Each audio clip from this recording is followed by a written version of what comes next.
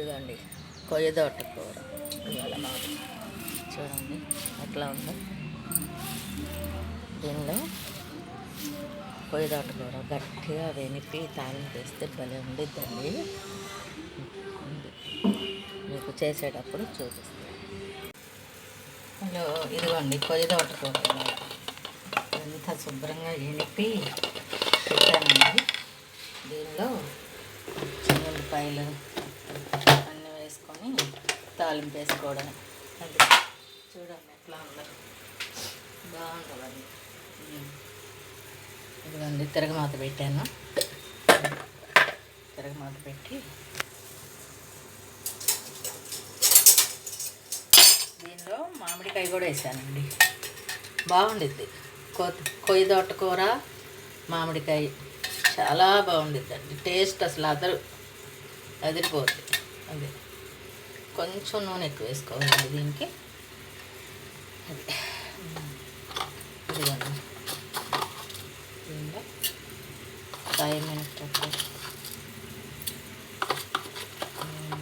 జీలకర్ర, కాసి ఆవాలు ఇవన్నీ పెట్టి వేసుకొని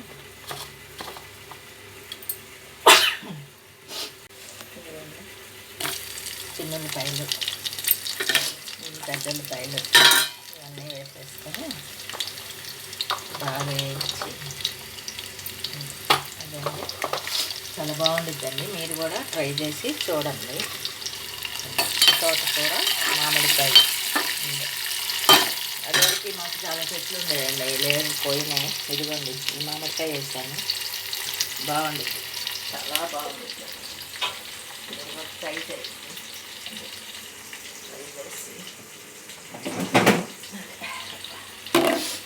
కరివేపాకు వేద్దామని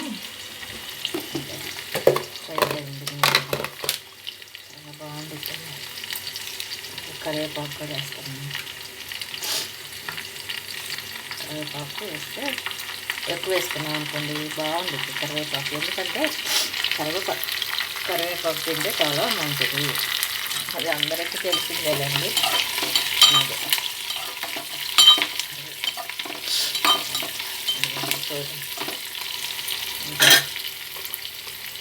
వెనక్కి ఇక్కడ పెట్టానండి.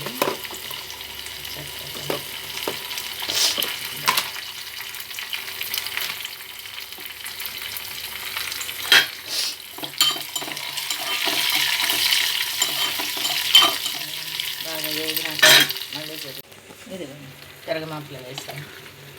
చూడండి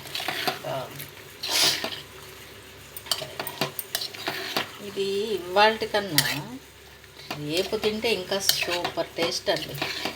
అసలు చాలా బాగుంది.